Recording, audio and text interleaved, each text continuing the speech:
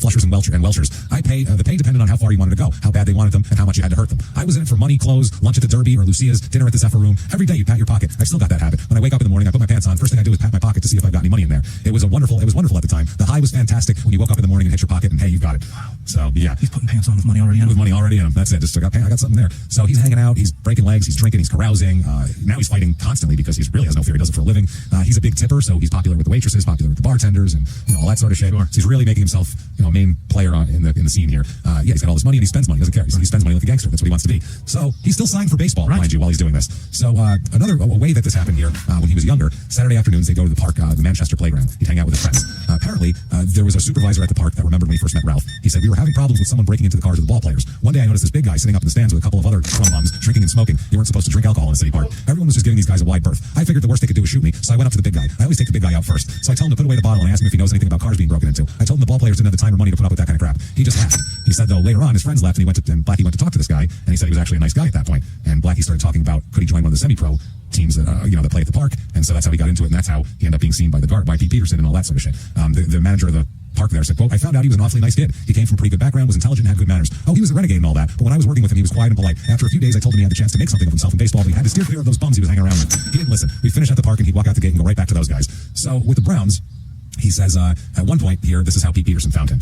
Quote, so they were getting their butts kicked and I started complaining. This was a minor league team. I had about 6 or 7 beers by then and I was yelling that I could do better than that. The guy who was running the club was a Browns bird dog, which is an unpaid scout. He gets paid by people he finds, named Pete Peterson. He came up and told me, shut up or show him. I took my coat and tie off and went out there and walked 6 and struck out 11. After that, I played for him some and they got the big scouts out from St. Louis after me. That's awesome. That would never happen nowadays. Can you imagine? Take my coat and tie off and go down there and strike out 11 and get signed by a team. Sit in the stands heckling. Fuck out of here. That is fucking wild. They gave a heckler a chance. Yeah, that's what it was. And he said, quote, he had on just jeans and a t-shirt. He threw a couple and then cut loose and Christ, that ball just exploded. I said, wait a fucking minute here. And went back to put my chest protector, mask, and shin guards on. That's the catcher. I went back to the bullpen and this guy is just laughing at me. I tell him, okay, I'm ready for you now, you big motherfucker. Go ahead and throw it. He said, man, could he throw that ball? I had no idea who the hell he was. Turns out he was Blackie Schwab and he had just signed with the Browns. Nobody knew who this guy was. He just came out of nowhere. He might as well have been from the moon. So yeah, he got a signing bonus of $600. He said, I wasn't shopping around. I didn't know that I could play well. Yeah. He said, quote, I didn't know that the scout for Cleveland, Johnny Angel, was really bird dogging me. He's a little unobtrusive guy who never sat in the first row or anything, never talked to the manager. He confirmed 2 days after I signed with the Browns that Cleveland was going to give me $37,500. So he blew it, basically, is what he's saying. I should have waited. I would have signed with a better team that signed me for a fortune. And in 1948, they won the World Series. Oh, damn it. The Browns were awful. So he said, it would have been 1,000,000% different if I had waited and signed with Cleveland. They had a good ball team. No doubt it would have taken me a lot longer to break in, but I would have. I was a lousy gangster, but I was a great pitcher. Now, January 1947, he's arrested on suspicion of burglary. But that's only why they're only holding him on that, because he's a suspect in something much bigger than this.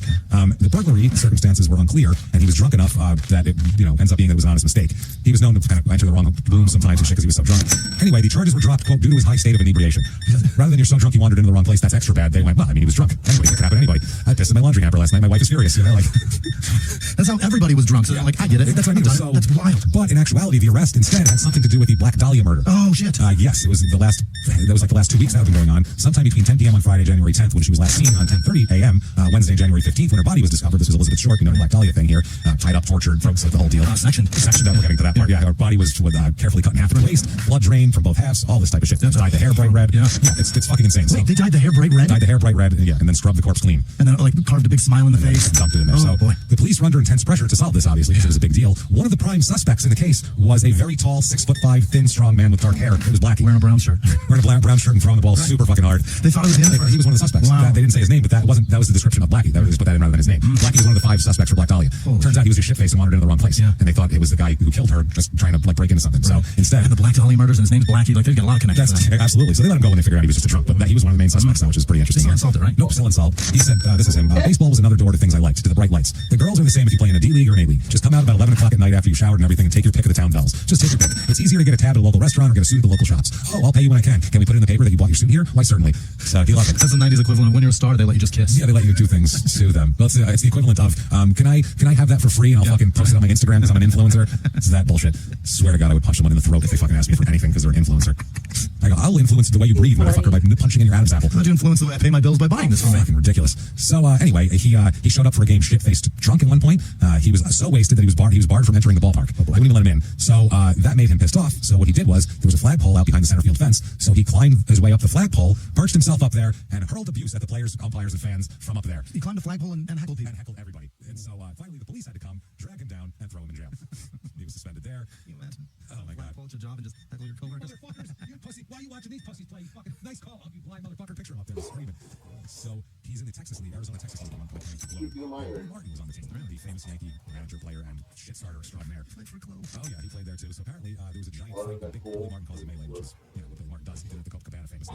I filmed it this morning. I'll have to look and see. They've been out here, both of them. So the police had to come and shoot tear gas bombs in the infield to disperse everybody. In the 40s and Globe. In the 40s and Globe, and then they had to, once that all dispersed, they continued the game, which is fucking amazing. So that's when he came down to Phoenix and did all that. But he was in jail, so he didn't get to be there. Blackie said he was pissed he didn't get involved in that. God damn it. Because he was in jail.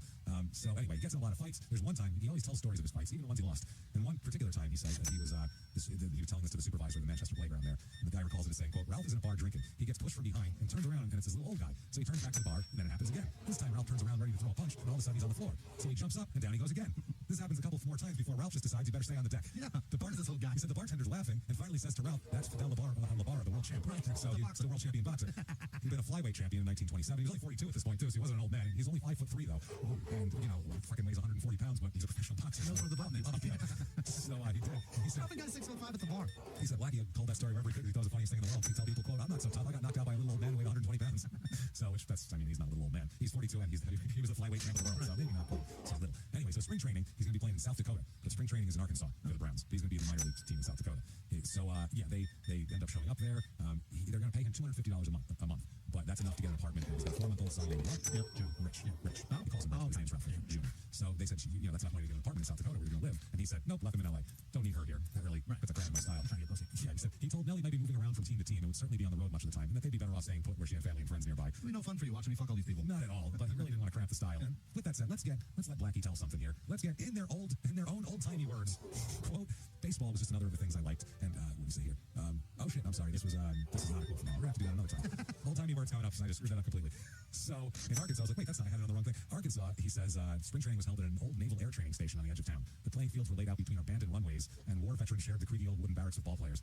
It's weird. The Browns minor league pitching coach was known for working his players hard. Every day he'd run them through the very soft plowed dirt on the fields nearby, and some of them dropped from his rib, and they're out pitches. It doesn't matter. So he ends up pitching down there. He's still a bad influence. They still keep him around. His minor league managers can't cut anybody. Really? No, they don't have the fucking power to do that. They don't know who's going to be on their team today. They don't make the roster. They just don't do shit. Told what to do. No, not if it's a major league team, minor league team. Yeah. They move guys around, and you just go, what do I have today? Right. I better put that out on the field. So they were shit fields too, and he just he hated it. And at one point on one of these shit fields, bumpy divots and shit like that, he was working out, took a wrong step, and fucked up the ligaments in his ankle. Oh no. So he was put on the disabled list and was out for 2 months. Yeah. And that was after he came back from being suspended. So it was bad here.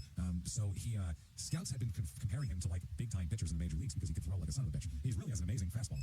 He's natural overhand, sometimes a little 3/4, but it's pretty good here. So he said sometime during his stay in Aberdeen, he met a woman named Pat and fell for her. Yeah, they started an affair, not secretive at all. Just walking around with her. It's normal for ball players to have affairs back then. And even like when we did Mel Hall, they all had different rooms for different ones, and that's how it worked. Yeah, it is. Even married women, that happens. But the problem was it was a small town, and Pat was in high school. Oh no, what? She's a senior and is just 16 years old, and she had 2 older brothers that were very protective of her. So, and he's in his 20s. And he's a fucking, this guy's not a beautiful guy here. Bit of a loser. Yeah. So anyway, finally the manager begged the team, the Browns, to take this pitcher and bring him anywhere else but here. Yeah, that's when he ended up in Globe, Miami, playing there. So Blackie said, quote: the league was the burial ground for all the lushes who couldn't make it. I got on the train and went home after a while being with Miami Globe or whatever the fuck it was. So yeah, this is ridiculous, man. He finally, by the way, there's a little anecdote here because he's going to make it to the majors eventually in 1948. He gets in Yankee Stadium and he's going to pitch in Yankee Stadium. So they check. The announcer says, "What's the guy's first name?" I don't know this guy. What's his first name? And so nobody knew.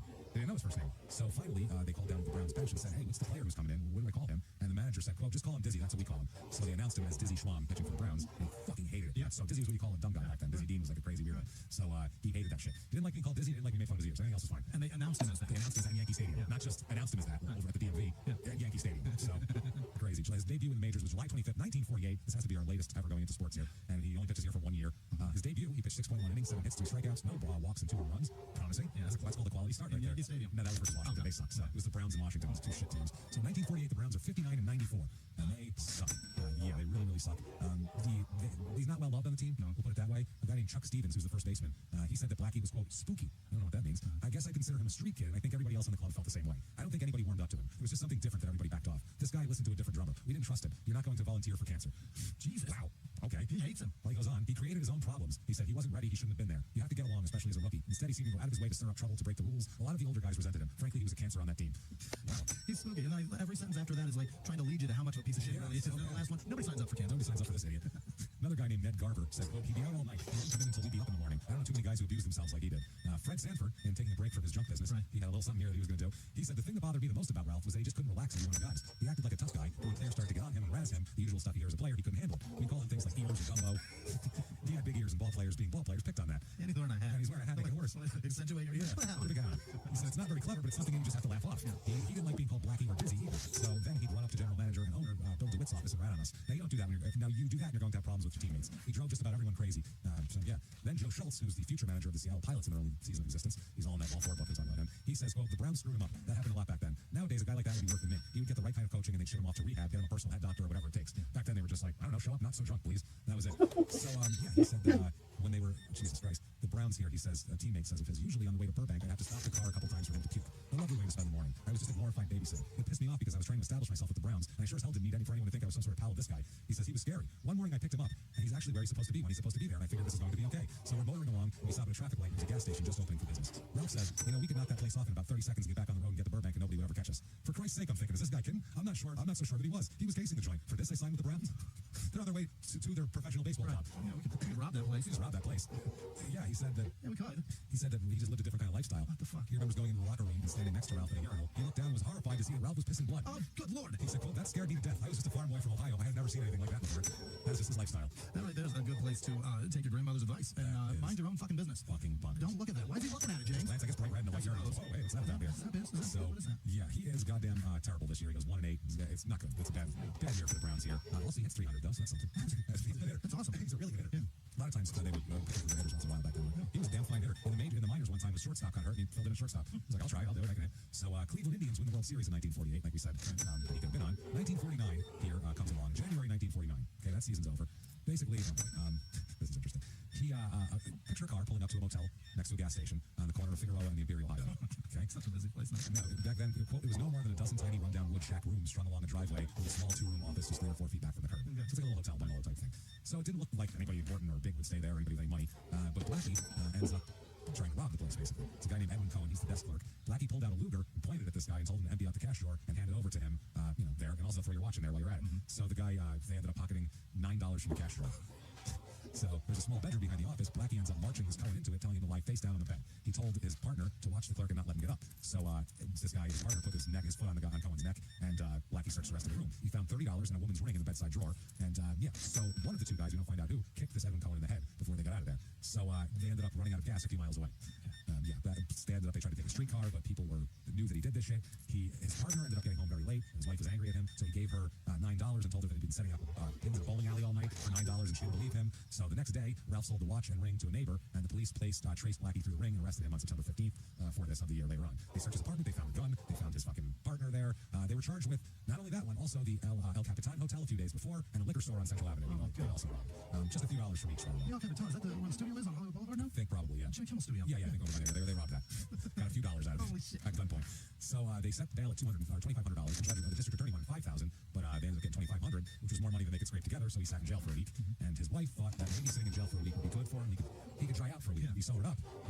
But he insisted that she get him out. So she pawned some belongings, and some of Blackie's old neighborhood baseball buddies chipped in. They raised $250 from the bail bondsman, and that's how that worked. He said, quote, I was getting so paranoid by then I'd do anything for $1. I wasn't even looking for work. Not honest work. He's looking for whatever. So he got another gun because he's going to need that. And he decides, fuck.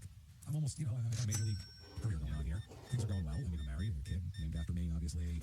I'm an up-and-comer. I'm 20. He's like 22 years old. Unbelievable. He seemed like he's 50 in the story, right? He's 22. He's been in and out of jail for the last 5 years. Yeah, every NFL player we talk about, they're not even in the NFL yet at this point. They're still in college. This guy, and he says, you know what I need to do? I'm going to get another gun, and I'm going to go, and I'm sure there's motels, gas stations, liquor stores, private car games. He goes on a robbery spree. Bottom of the rung stuff. Everything. Yeah. Crackhead shit, basically. $9 at a time. He took all the jobs he could get from Cohen and the Seeger brothers as well. He just fucking did havoc. Just anything he can. He's breaking legs. He's sticking up liquor stores.